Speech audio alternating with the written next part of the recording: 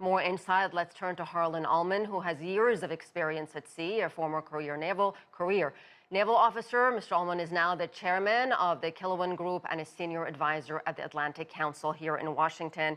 Harlan, what happens now? This certainly, as I mentioned to our correspondent Philip, this is something really no one wanted to hear. There was even some optimism as yesterday with sounds that were heard from the bottom of the ocean. Of course, we never found out what that sound was. And of course, today, this news. Asieh, there are some things that can be taken as positive. First, the international rescue effort was really quite formidable to do this. Second, people don't understand that this is a high-risk game. If you're a high diving pilot, if you're a mountain climber, all these things entail risk. And descending to within over 2 miles of the bottom of the ocean is inherently risky, and these things happen. During the 60s and 70s, the United States Navy lost 2 submarines, Thresher and Scorpion. At those depths, the pressure is 1,000 pounds per square inch.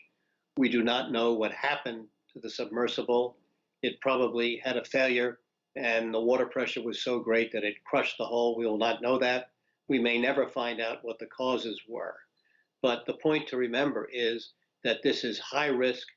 Accidents happen, whether you're in a space capsule that misfunctions, or whether you're a skier who takes too much risk. And this is something, if you're going to play the game of descending to see the Titanic, you better have a great deal of life insurance, because these things unfortunately happen. So we heard from the Coast Guard confirming this news that they basically said the debris that was found, Harlan, was consistent with catastrophic loss of the pressure chamber. Explain to us exactly what that means. How significant is this pressure chamber? Well, it's everything. I mean, imagine yourselves trapped in a steel vault. And that's exactly what these 5 people were. They were in a steel vault that was designed to pursue a peak overpressure of 1,000 pounds per square inch. People cannot just understand how much that is. And so once that vault is breached, then instantaneously everybody inside is crushed to death. I really doubt there will be substantial enough parts to be able to be recovered to make much of a difference. Obviously, the forensics will be such that, yeah, we can do that in micro detail, but there's nothing left right now, indeed, of the submersible vehicle that's now resting in the bottom of the ocean, some 2 miles below the surface. This Titan sub went silent about 1 hour and 45 minutes into its, some 2.5 hour dive, Harlan. Yeah. They're saying it would have taken about 2 hours to get down to the wreckage of the Titanic. So the fact that they lost connection 1 hour and 45 minutes, does that tell us, what does that tell us? It tells us nothing. It tells us nothing. There could have been other reasons for the failure. These things happen.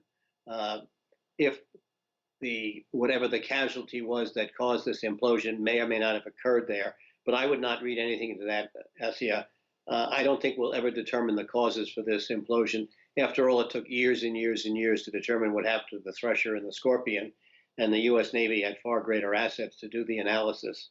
So my guess is if we ever find out, it will be a long time in coming, or it'll be a stroke of huge good luck. But the likely cause was the failure of the pressure chamber that instantaneously imploded that caused the loss of all life. And what are the lessons learned here, Harlan? Don't go to 2 miles under the ocean. It's a dangerous occupation, and nothing is 100% safe. All right, we're going to leave it at that. Harlan Ullman, thank you very much.